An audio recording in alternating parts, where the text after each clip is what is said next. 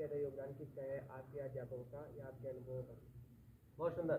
इनका क्वेश्चन है कि हमारे जीवन में सबसे ज्यादा योगदान किसका है, अध्यापकों का या अभिभावकों का? अनुभवों का या गुरु? हाँ, अनुभव। आवाज नहीं आई शायद। अनुभव है गुरु या अध्यापक? हाँ, गुरु। नाम बताइए। अगर मैच देख जाए बाहर तो कैसे जाओगे?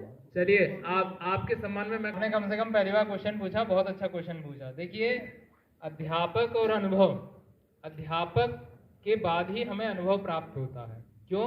क्योंकि अध्यापक हमें कुछ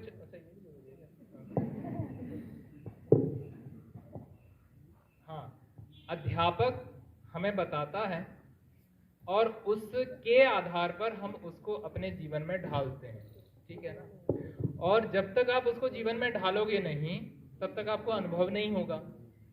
भाई मैंने बताया, सपोज दैट कि मैं आपका टीचर हूं और मैंने बताया कि ये जो है ये पानी है, और पानी कैसा होता है, पानी थोड़ा सा तरल पदार्थ है, आप इस पे हाथ में लोगे तो गीला हो जाएगा। हो सकता है ये गर्म है, तो आप इसको ये समझ, मैं बताऊंगा कि ये गर्म है, लेकिन ये आपको अनुभव कब होगा? ये मैंने बताया, इससे पहले आप इसके विषय में नहीं जानते थे, लेकिन मैंने जब बताया तब आपने इसको समझा। समझने के बाद इसको अपने प्रैक्टिकल में लिया, इसको छुआ, चेक करके देखा, हाथ डाल के देखा, आपको गर्म लगा तो आपको अनुभव हुआ कि ये जो मूवमेंट था कि गर्म ये होता है, ठीक है। कोई चीज खा रहे हैं, मान लीजिए गुड़ खाया हमने, और गुड़ मैंने खाया है और उसको बताया कि ये कड़वा है, मैंने आपको बता दिया कि कड़वा है, तो आप तो समझ गए कि कड़वा है, ये अध्यापक की बात है।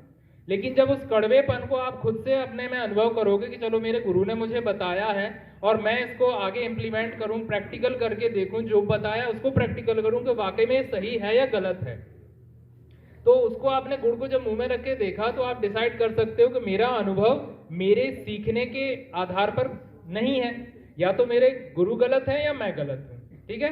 तो वहां आप उसको क्लेरिफाई करोगे फिर, क्योंकि अनुभव लिया है ना आपने, सीखने के बाद अनुभव हुआ है, सुनने के बाद अनुभव हुआ है। इसलिए एक अच्छे लिसनर बनिए, एक लिसनर बनेंगे तो आप लर्नर बनेंगे, और लर्नर बनने के बाद आप एक अच्छे एक्सपर्ट भी बन जाए, ठीक है ना। तो दोनों चीजें आप देखिए आवश्यक है।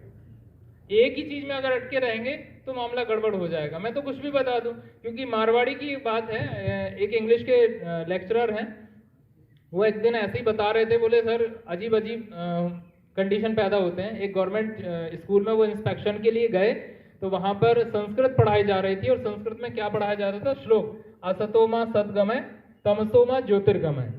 तो किसी बच्चे ने पूछ लिया कि गुरुजी ये तमसोमा ज्योतिर्गमय का मतलब क्या होता है? तो उन्होंने मारवाड़ी में कहा था, बट मैं उसको थोड़ा अपनी हिंदी में ही समझा रहा हूँ कि तमसोमा ज्योतिर्गमय का मतलब होता है कि माँ तम सोमत जाजे जूती कम जाएली, ठीक है। मतलब माँ तो सो मत जाना, जूती खो जाएंगी, मतलब शायद हिंदी के मारवाड़ी में तो आप समझ ही गए होंगे। तो अब श्लोक क्या था, लेकिन अर्थ क्या बताया गया, तो बच्चा तो वही समझेगा ना। बच्चा टीचर की बात को ज्यादा समझता है, लेकिन कोशिश ये होनी चाहिए कि केवल टीचर की बात ही पक्की है, ये प्रैक्टिकल कीजिए, उसके बाद आप आगे बढ़िए, ठीक है। तो अध्यापक का सुनना आप सीखे, सुना आपने, फिर सीखे, और सीखने के बाद आपने उसको प्रैक्टिकल किया, तब आप एक्सपर्ट बनोगे, तब आप अनुभवी बनोगे, ठीक है ना। जीवन में तभी आगे बढ़ पाओगे आप। दोनों चीजें आवश्यक है, ठीक है।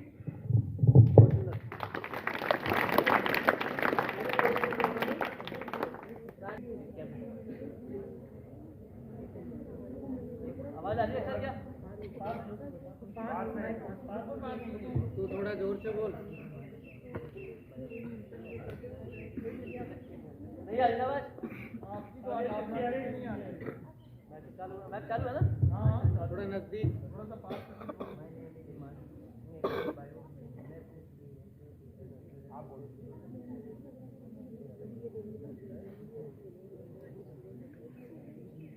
इनका क्वेश्चन है, टीचर्स की तरह सक्सेसफुल होना चाहता हूँ, कैसे? क्वेश्चन जो है इनका, मैं अपने टीचर्स की तरह सक्सेसफुल होना चाहता हूँ। वैसे क्वेश्चन लगभग वो मिला जुला सा क्वेश्चन है सक्सेसफुल को लेके। तो बात थी ना उस बच्चे ने जो पूछी कि अध्यापक या अनुभव, तो ये दो कीजिए, समझिए कि गलत या सही, तो आप सक्सेसफुल जरूर होंगे भैया, ठीक है ना। देखो अनुभव बहुत जरूरी है। कोई चीज आपको बताई जा रही, यहाँ पर केवल आपको पढ़ाया गया, किताब में पढ़ाया गया कि पानी का सूत्र क्या, बताओगे जरा। H2O कैसे है, कैसे है, कहाँ है हाइड्रो, बताइए, कहाँ है ऑक्सीजन और कहाँ है पानी, बताइए बताइए। नहीं तो इसमें कहाँ H है, कहाँ O है, कहाँ 2 है और O है, बताइए। ये चीज मैं इसलिए कह रहा हूं कि आप इसको पहले प्रैक्टिकल तो कीजिए। मतलब मैंने एक हॉलीवुड मूवी देखी, ठीक है, उसमें वो जो वो होता है एस्ट्रोलॉजर होता है, एस्ट्रोनॉमर सॉरी, तो वो अंतरिक्ष में कहीं फंस जाता है मार्स पर, ठीक है, और वहां उसको ये पढ़ाई हुई बात याद आती है कि H2O मतलब पानी, और वो H2O को प्रैक्टिकल करके वहां पानी क्रिएट करता है और वहां पे आलू की फसल उगाता है, ठीक है। वो केवल मूवी थी, लेकिन उसमें से सीखने का क्या है कि जो पढ़ाया गया है हमें, उसे हमने प्रैक्टिकल करके अपने अनुभव में ढाला या नहीं। तभी अभी जो बात हो रही थी कि याद होना, भूल जाते हैं, ये सब वही बात आ रही है। बात एक ही जगह पर पहुंचती है कि अगर आप उसको अपने एक्सपीरियंस में ढाल लेंगे तो आप बिल्कुल है कि आपको कभी ऐसा फील ही नहीं होगा कि ये चीज अलग है। जैसे सर यहाँ पर हैं, फौरन आपके क्वेश्चंस का आंसर दे रहे हैं, कैसे दे रहे हैं, क्योंकि इन्होंने उस चीज को अपने अनुभव में ढाला है, ठीक है ना। अपने अंदर जो चीज हम ढाल लेते हैं, फिर वो चीज कभी हमसे अलग नहीं होती है। तो पहले अनुभव में लाइए कि H2O मतलब पानी होता है, लेकिन कैसे होता है, you have to practical then realise, तब आप विश्वास कीजिए, ठीक है ना, तो आप सक्सेसफुल बनोगे। अगले क्वेश्चन तक जाऊंगा मैं। अगला क्वेश्चन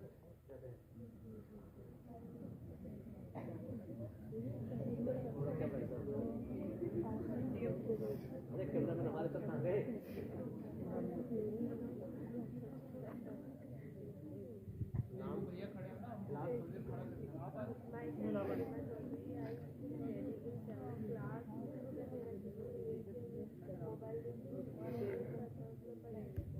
बहुत अच्छा क्वेश्चन है आज, बहुत अच्छा क्वेश्चन है।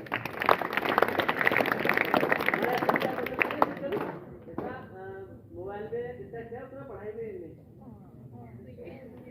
सबकी एक कंडीशन है, लेकिन बताने के मोबाइल मिल जाए तो खाना छूट जाए। एग्री नहीं है, इतनी हिम्मत नहीं हो रही कि हम ये चीज। हाँ भाई, ट्यूशन कैसे पूछा? हाँ सही है। क्या नाम है बेटा आपका? हाँ सही है तो पूछ लेता। दूसरा भी पकड़ना है बाइक।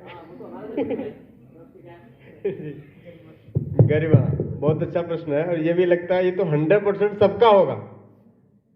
ये 90% नहीं है, 99 भी नहीं है, 100% सबको मोबाइल अच्छा लगता होगा। आज का मोबाइल ज्यादा क्रेज है ना, इसलिए। तो एक बार खड़ा हाथ करके बताओ किस किस के क्वेश्चन है ये, कि मोबाइल में जिनका मन लगता है वो हाथ खड़ा करें, जिनका नहीं लगता है वो ना हाथ खड़ा करें। आपका नहीं लगता बेटा? आपको मोबाइल में मन नहीं लगता है? नहीं पसंद? चलिए कोई बात नहीं, ये लगभग सबको पसंद है, मुझे भी पसंद है, मुझे भी पसंद है, लेकिन डिपेंड ये करता है कि आप उसका उचित इस्तेमाल या सही इस्तेमाल करने के लिए पसंद करते हैं, या फिर जो आपको वर्तमान में जो करना चाहिए उसको हटाकर आप उसमें वो समय बिता रहे हैं। अभी आपका जो समय पढ़ाई का समय है, पढ़ाई का समय यदि पढ़ाई नहीं करेंगे और मोबाइल में लगा देंगे तो फिर ये गलत चीज है। हर चीज के दो नेगेटिव पॉजिटिव पहलू जैसे सर ने बताए वो चीज सबके होते हैं, बट जैसा बेटी ने बताया कि मोबाइल में मन क्यों लगता है ज्यादा, ये प्रश्न था ना आपका, है? पढ़ाई में मन क्यों नहीं लगता है, तो ये बेटा हमें थोड़ा सा ये अलग प्रकार का क्वेश्चन इसलिए है कि इसमें आपको खुद से भी सुधार करना है और आपके जो गार्जियंस होते हैं उनकी बात भी माननी है, क्योंकि गार्जियंस हमारे माता पिता मना करते हैं कि बेटा अभी फोन मत चलाओ, अभी आप पढ़ाई कर लो, आपको पढ़ाई करनी चाहिए, फोन आपके चलाने की समय आपका नहीं है अभी। पर हम रोते हैं, उनको धमकाते हैं, खाना नहीं खाते हैं, उनसे नाराज हो जाते हैं, तो मम्मी पापा हमको नाराज होते हुए देखते नहीं, उनको अच्छा नहीं लगता है, फिर फोन दे देते हैं। तो ये क्या है कि ये मन इसलिए लगता है क्योंकि हमारा जो मन है ना, मन तो चंचल है, ये ठीक चीज में लगता ही नहीं है, ये नेगेटिव की तरफ ही भगता है। यदि सही चीज में मन लग जाए तो सभी व्यक्ति महान ना बन जाए, सबकी पूजा होने लगे, सभी सफल हो जाएं। जो व्यक्ति सफल होता है उसके गुणगान क्यों उसके गाए जाते हैं, उसको क्यों इतना सम्मान मिलता है? कोई आईएएस बन जाता है, उसको सम्मान इतना क्यों मिलता है? कोई किसी में मेडल ले आता है खेल में या फिर किसी अन्य उसमें, तो उसको सम्मान क्यों मिलता है? कि उसने बहुत सारे सुख चैन ऐसे खोए होते हैं। उसने मोबाइल चला करके गोल्ड मेडल नहीं लाता, मोबाइल चला के कोई आईएएस पीसीएस के एग्जाम नहीं निकालता है, निकालता है मोबाइल चला के। तो उन्होंने ये मोबाइल वाली चीजें और अन्य जो सुख सुविधाएं जो हमारे मन को जो खुश करती हैं, क्योंकि मन हमारा चंचल है, ये नेगेटिव की तरफ ही चलता है। अच्छी की तरफ तो हमें अच्छे अभ्यासों से हमें उसको रोकना पड़ता है बेटा। तो मन का जो स्वभाव है वो नीचे गिराने का है, बुद्धि का स्वभाव, और हमारे बड़े लोगों की हम बात मान के उसका इंप्लीमेंट करें तो तब हम ऊपर उठ पाते हैं। तो मन हमारा नेगेटिव की तरफ ही चलता है। जो हमारे व्यक्तित्व को या जो हमारी सफलता में बाधा बनने वाली जो चीजें हैं उन पर ही मन लगता है। बताओ ठीक बात है नहीं भाई? जो बातें हमें नीचे गिराएं, हमारा माँ बाप का नाम छोटा करें, हमें सफल ना होने दें, उनमें मन लगता है, अच्छी चीज मन लगता ही नहीं। तो मन की बात नहीं माननी है, हमें अपने कर्तव्य का जो पथ है जिस पर हमें पढ़ने पढ़ाने की जो चीजें हैं या फिर जो बड़े गुरुजन बताते हैं, माँ बाप बताते हैं, उनकी बात को मानना है। मन की बात मानेंगे तो कभी सफल हम होएंगे ही नहीं, ये पक्की बात है। तो मन हमें नीचे गिराता है, मन के पीछे नहीं चलना है, हमें अपना समझना है, बुद्धि के स्तर पर चीजों को समझना होता है। ठीक है, चलिए धन्यवाद। कितने सहमत है इस बात से? चलिए बहुत धन्यवाद।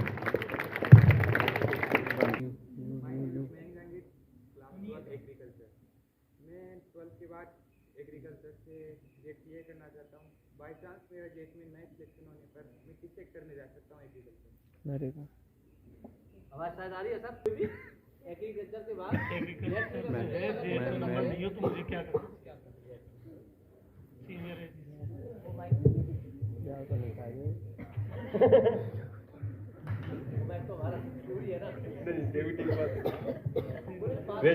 वैसे तो सर प्रश्न ऐसा है कि ये कोई एग्रीकल्चर डिपार्टमेंट से यदि कोई है तो वही बता सकता है, लेकिन मैं इतना जरूर कहूंगा कि यदि आपका टारगेट केवल एग्रीकल्चर में ही आगे बढ़ना है, एग्रीकल्चर दो प्रकार की होती है।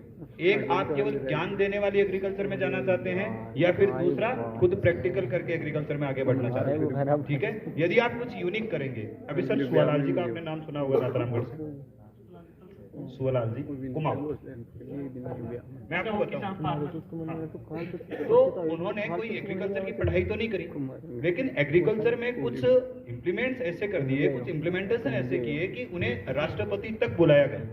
ठीक है, तो आपका यदि जेट में नहीं हो पाता, मैं तो कहता हूं रास्ता एक खुला ही नहीं है, एक रास्ते के लिए थोड़ी बने हैं। काली खोपड़ी वाले से तो भगवान डरता है यार। यदि जेट क्लियर नहीं हुआ तो डजंट मैटर, क्यों टेंशन लेनी है, हम उस जेट के लिए ही थोड़ी जन्मे हैं। एग्रीकल्चर में आप अपने जो गुरुजन है उनसे संपर्क कीजिए कि सर और कौन से एग्जाम है जो मैं दे सकता हूं, या आपको मान लो जेट के अलावा आप कोई एग्जाम नहीं दे सकते तो कोई बात नहीं, उसको आप प्रैक्टिकली जो एग्रीकल्चर है उसमें कुछ इंप्लीमेंटेशन कर सकते हैं, नए काम कर सकते हैं, नए पौधों के ऊपर, नई फसल के ऊपर आप आराम से प्रयोग कर सकते हैं। आपके गुरुजन इसमें आपका रास्ता चुन सकते हैं। ठीक है, गुरुजन आपको बहुत अच्छे से गाइड कर सकते हैं। मैं एग्रीकल्चर से नहीं हूँ, इसलिए मैं ज्यादा तो इस पे कुछ भी नहीं बोलूंगा, क्योंकि मुझे एग्रीकल्चर का वो इतना नहीं है। हाँ, खेत में काम करना जरूर आता है, तो वो हमें पता है।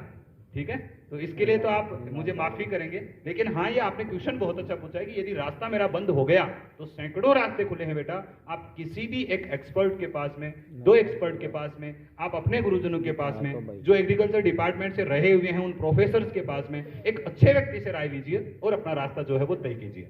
हमारी शुभकामनाएं हमेशा आपके साथ में रहेगी बेटा।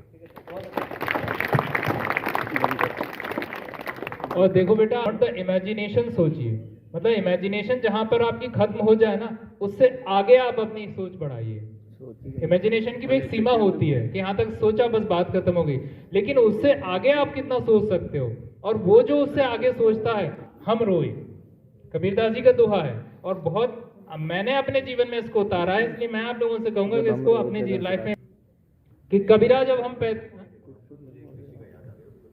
हाँ, एक एग्जाम्पल मुझे याद आ गया। मेरे गांव के किसान थे, सुल्तान जी नाम था उनका।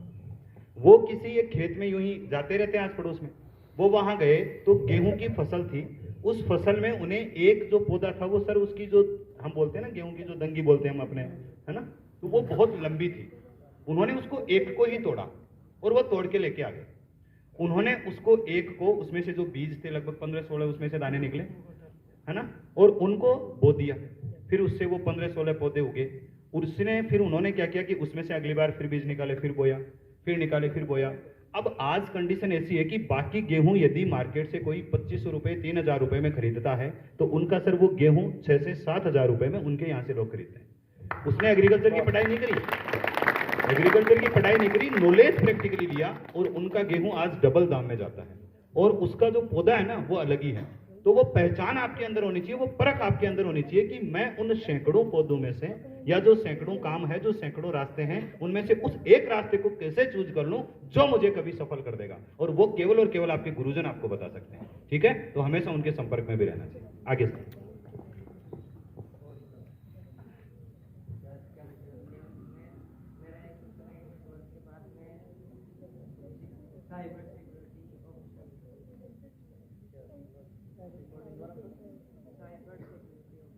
Cyber security officer, cyber security officer के लिए बनना चाहते जी बेटा, साइबर क्राइम के लिए जो साइबर क्राइम से बचने के लिए आप सबसे पहले तो क्या होता है कि गवर्नमेंट के द्वारा ऑथराइज कुछ सेंटर होते हैं, उनमें हमें एडमिशन लेना पड़ता है, ट्रेनिंग लेनी पड़ती है। ठीक है ना।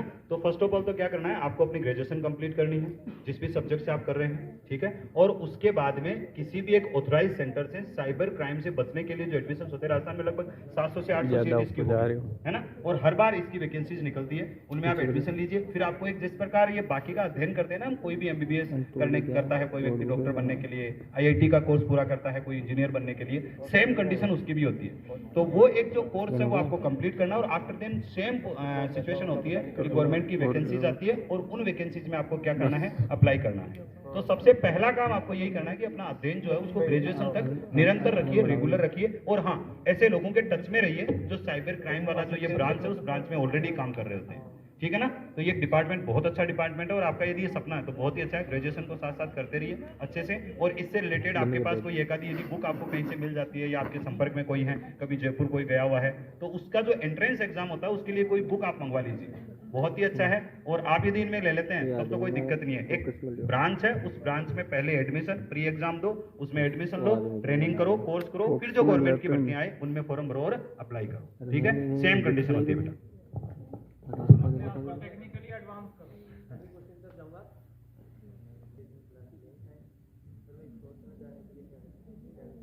दौड़ कर बेटा स्पोर्ट्स में जाने के लिए देखिए, स्पोर्ट्स में सबसे पहला सहयोग तो आपका गुरुजी करेंगे।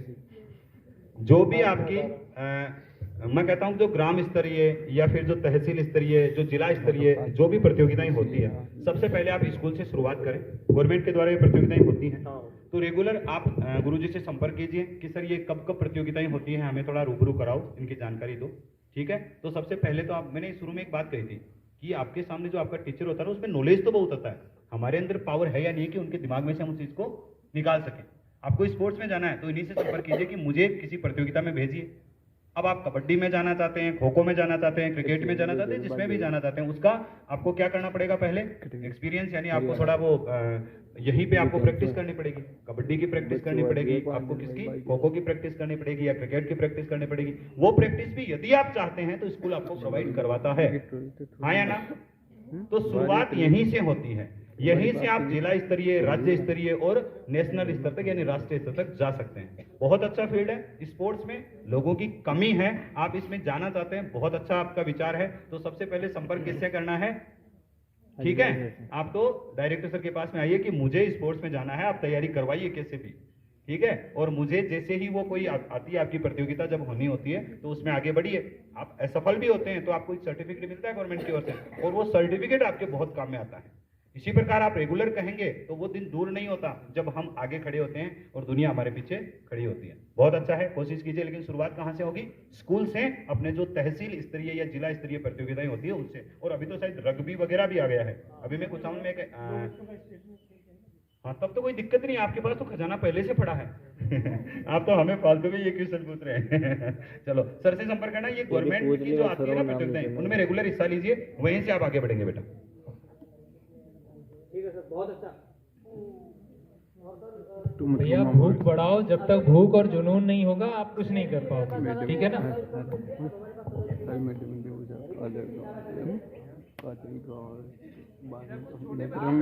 लास्ट टाइम चल रहा है, अरे जबरदस्ती हाँ खड़ा कर सकते हैं। मेरे बच्चों को सर आगे बोल दिया है मैंने। थोड़ा अच्छा, ठीक है, आऊँगा अभी बहन के पास आता हूँ, अभी भैया का क्वेश्चन लेता हूँ, अभी आता हूँ। भैया की पेट सबसे आसान काम कौन सा है? और ओहो, दोबारा से इनका क्वेश्चन है, सबसे आसान काम क्या है? सो जावेगा शायद मेरा मानना तो है सोना, बाकी एक्सपर्ट नहीं सर, कोई भी काम इस दुनिया में आसान नहीं होता। आप एक बार सो के देखिए, कितनी देर सो सकते हैं बेटा? आधी घंटे कितनी देर सो सकते हैं? नहीं, सोने का तो सर मेरा है, मैं सो सकता हूँ, बाकी मैंने बोला ये नहीं, तो कितनी देर सो आसान। सकते हैं? सबसे आसान काम वो होता है जिसको आदमी निरंतर कर सकता है, और ये इम्पॉसिबल है। कुछ भी ऐसा काम नहीं है, कोई ऐसा काम नहीं है जो आसान है।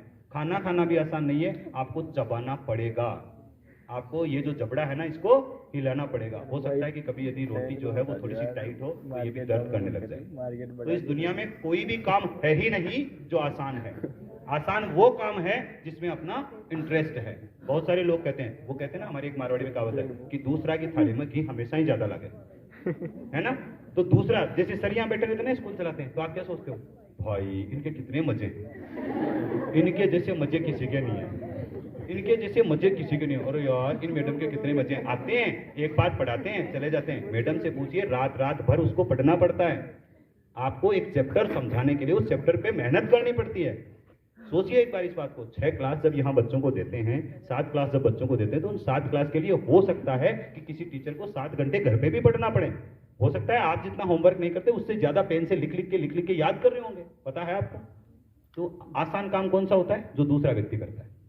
खुद जो काम करता है वो कभी आसान नहीं होता। हाँ, इंटरेस्ट यदि आपका किसी काम में है वो बहुत आसान है। कई लोग कहते हैं यार मुझे गाने में मजा आता है, आसान काम है यार। तो दूसरा क्या सोचता है, यार गाने का काम कितना आसान है। भाई उससे पूछो एक बार कि वो रियाज कितना करता है, वो मेहनत कितनी करता है। तेरा यार बजाने का बहुत काम करता है, तने तो कहीं जोर भी को नहीं आवा, किया भी बजा ले। हाँ, आप बजा के देखो तब पता चलेगा वो काम आसान है या नहीं है। तो दुनिया में कोई भी काम आसान नहीं होता। वो काम आसान है जो आपको आता है, और वो काम आसान है जिसमें आपका इंटरेस्ट होता है। ठीक है ना। तो हमेशा प्रैक्टिकल करो कामों का, तभी मजा आएगा बेटा। ठीक है सर, बहुत अच्छा क्वेश्चन।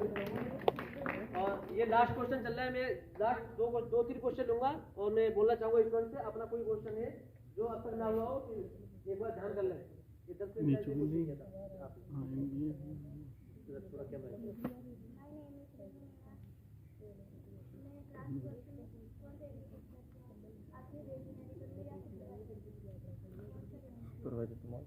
एग्रीकल्चर दिया आपने, इनका क्वेश्चन है जैविक सब लेंगे या आप बिल्कुल कोई भी एग्रीकल्चर दिया है, एग्रीकल्चर दिया है। बाकी बैटरी के लिए हाँ, बैटरी में जाना चाहती है, बैटरी जाना बेटर रहेगा या फर्टिलाइजर के लिए?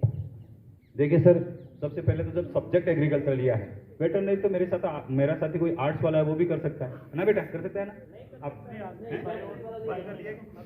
पहले शायद इसका एक इंटरव्यू है। नहीं सर, वेटनरी में हमारे पास डॉक्टर, हमारे गांव में डॉक्टर बने हुए हैं, वेटनरी के हुए कोर्स के हुए, वो आर्ट्स के बच्चे बने हुए थे कुछ, इसीलिए ये पहले होगा, अब शायद चेंज हुआ होगा। लेकिन जब आपने स्पेशली एग्रीकल्चर ही ले लिया तो मेरे हिसाब से पहले आपको कहाँ जाना चाहिए, सुपरवाइजर वाले फील्ड में। ठीक है ना। अब यदि आप उधर नहीं जा पाते हैं तो फिर रास्ता दूसरा भी खुला होता है। ऐसे तो बहुत सारे रास्ते होते हैं। एग्रीकल्चर वाले कभी कभी टीचर भी बन जाते हैं, बनते हैं कि नहीं बनते। तो सबसे पहले जब आपने सब्जेक्ट एग्रीकल्चर लिया है तो आपको क्या करना चाहिए, सुपरवाइजर वाले फील्ड में ही जाना चाहिए। ठीक है। और माफी चाहूंगा, ये अपडेट नहीं था इस मैटर में, लेकिन 2-3 ऐसे डॉक्टर बने हुए थे जो पहले आर्ट्स के बच्चे थे और वो बाद में वेटरनरी में कंपाउंडर वगैरह ऐसे बन गए थे, इसीलिए मैंने ये बोल दिया था। ठीक है बेटा, पहले था ना। हाँ, इसीलिए। ठीक है सर, बहुत अच्छा। अगले क्वेश्चन के लिए आगे देखो अच्छा बिटिया का क्वेश्चन सर। ठीक है, मैडम ना उठा बेटी बेटी आगे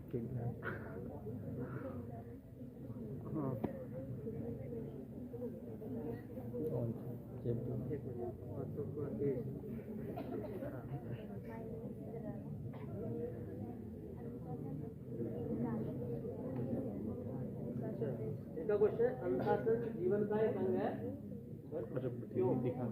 क्यों है, कैसे है? मैम बोले एक बार और देना चाहिए समझ देखिए दाई वीडियो जा रहे मन शुरू कर सर तो मैडम ने तो क्या नाम बताया आपने? अनुशासन अंग है, क्यों क्यों? मैम बताएगी। अच्छा, मैडम ने पूछा ना। अनुशासन जीवन का अंग इसलिए है कि आपने बहुत सी जगह स्कूल कॉलेजों में देखा होगा, एक स्लोगन लिखा होता है, अनुशासन ही सफलता की कुंजी है ना? ऐसा लिखा होता है। दूसरा, यहाँ पर आप देख रहे हैं गुरु शिष्य संवाद चल रहा है। यहाँ पर आप सभी एक अनुशासित बैठे हुए हैं। यदि आप यहाँ शोर करेंगे, झगड़ा करेंगे, तो क्या एक गुरु शिष्य संवाद संभव है कि हो पाए? या लड़ाई करें आप, या कुछ और काम शुरू कर दें, यहाँ पर नाचना गाना या फिर अन्य कोई एक्टिविटी आप शुरू कर दें, तो क्या यहाँ गुरु से संवाद चल पाएगा? क्योंकि हम लोग आपके लिए गुरु से संवाद करने आए हैं, और आप में से कुछ लोग तो कुछ करने लग जाए, कुछ करने लग जाए। आए हैं गुरु से संवाद के लिए अपने अपने मन से, तो क्या ये संभव है, चल पाएगा? जो हमने भी कुछ अपने हिसाब से कुछ बातें अच्छी बताने का प्रयास किया, मैडम ने आपको मोटिवेट किया, कृष्णा सर की तो बात ही क्या, उन्होंने तो एक अलग ही तरीके से उनका अपना अंदाज है, और अमित सर ने भी बहुत कुछ प्रयास किया। तो ये जो हमने आपके सामने जो गुरु से संवाद के वजह से जो बातें रखी, जो आपने जो कुछ भी सीखा, क्या ये यदि आप अन्य कार्यों में बिजी अगर होते तो क्या संभव था ये? तो ये होता है बेटा अनुशासन। अनुशासन बिना कोई काम होता ही नहीं है। तो अनुशासन जीवन का अंग आप बनाओ, जिस काम के लिए जो अनुशासन एक बनाया गया है, उस अनुशासन में यदि आप जिएंगे तो ही आप कुछ कर पाएंगे, नहीं तो कुछ नहीं होगा। बिना अनुशासन का कुछ नहीं होता है बेटा, ऐसे आप समझिए। कुछ करना है तो उसका एक अपना एक डिसिप्लिन होता है हर चीज का। उस डिसिप्लिन से इतर जाएंगे, अलग जाएंगे आप, तो उस काम में सफल नहीं हो पाएंगे। तो बिना अनुशासन के कुछ भी संभव